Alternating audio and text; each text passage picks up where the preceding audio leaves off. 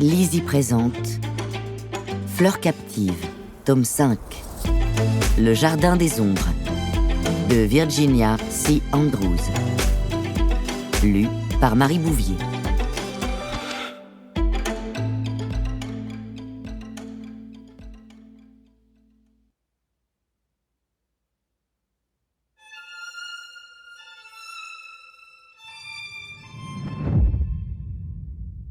Prologue. Codicille au testament et dernière volonté d'Olivia Winfield Foxworth. À ouvrir 20 ans après ma mort. J'ai été forcé de rédiger ce document. Si d'aucuns ne s'étaient avisés de raconter mon histoire pour en tirer avantage, j'aurais emporté les secrets des Foxworth dans ma tombe. La cruauté revêt différents aspects. L'ignorance en est un. Et c'est par ignorance qu'on m'a jugé. À présent, je suis auprès du seul juge dont le verdict importe. Et mon âme accepte sa sentence. Vous, qui demeurez ici-bas, vous allez maintenant connaître la vérité de l'histoire. Et quand vous la connaîtrez, jugez-moi si vous l'osez. Olivia Winfield Foxworth. Première partie. Chapitre 1. Les premiers bourgeons du printemps. Quand j'étais petite, mon père m'avait offert une précieuse maison de poupées faite à la main. C'était un monde magique en miniature, avec de splendides petites poupées de porcelaine, des meubles et même des tableaux, des chandeliers et des tapis à l'échelle. Mais la maisonnette était protégée par une cloche de verre et je n'ai jamais eu le droit de toucher aux figurines. En fait, je n'avais même pas le droit de toucher la cloche de verre afin de ne pas y laisser de traces de doigts. Les objets délicats étaient toujours en danger entre mes grandes mains et je ne pouvais poser que les yeux sur ma maison de poupées. Je l'avais placée sur une table de chêne devant la fenêtre à vitraux de ma chambre.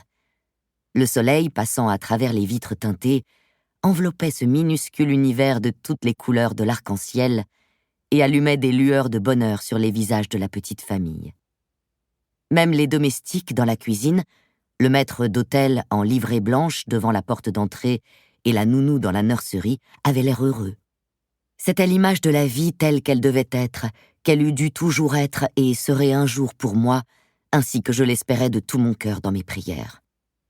Il n'y avait jamais d'ombre dans ce monde en miniature, car même par les jours maussades, lorsque de sombres nuages planaient dehors, la magie du vert teinté de la fenêtre transformait la grisaille en arc-en-ciel. Mais le monde réel, mon propre monde, semblait, lui, toujours gris et privé d'arc-en-ciel. Gris comme mes yeux, qui avaient toujours été durs, me disait-on. Gris comme mes espérances. Gris comme la vieille fille dont personne ne voulait dans son jeu. À 24 ans, j'étais déjà une vieille fille. J'étais encore célibataire. C'était à croire que ma haute taille et mon intelligence faisaient fuir les fiancés potentiels. C'était à croire que le monde des arcs-en-ciel, où l'on s'aime, où l'on se marie, où l'on a des enfants, m'était tout aussi interdit que cette maison de poupées que j'admirais tant.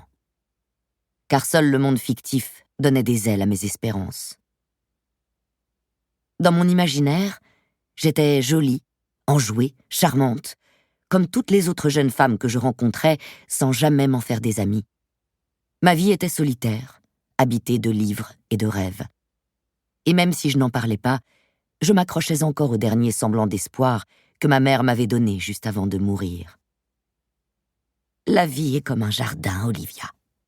Et les gens sont comme de petites graines qui se nourrissent d'amour, d'amitié et de tendresse. Si on leur consacre assez de temps et d'attention, ils deviennent de merveilleuses fleurs. Et quelquefois, même une vieille plante abandonnée dans un coin de terre en friche finit par s'épanouir sans qu'on s'y attende. Ce sont celles-là qui donnent les plus belles fleurs, celles qu'on chérit le plus. Tu seras une de ces fleurs, Olivia. Cela pourra prendre du temps, mais ton printemps viendra. Dieu, qu'elle m'a manqué, ma mère si optimiste. J'avais 16 ans quand elle est morte, l'âge où j'eusse tant voulu pouvoir lui parler de femme à femme, lui demander comment conquérir le cœur d'un homme, comment devenir comme elle, respectable, compétente et tellement femme dans tout ce qu'elle faisait. Ma mère était perpétuellement occupée à quelque chose, et toujours avec efficacité et responsabilité. Elle savait trouver son chemin dans n'importe quelle situation difficile, et quand l'une était vaincue, elle s'attaquait à la suivante. Mon père semblait content de la savoir active, mais sans jamais se soucier de ce qu'elle faisait. Nous espérons que vous avez apprécié cet aperçu. Pour continuer à écouter ce livre audio sur Google Play Livres, utilisez le lien dans la description de la vidéo.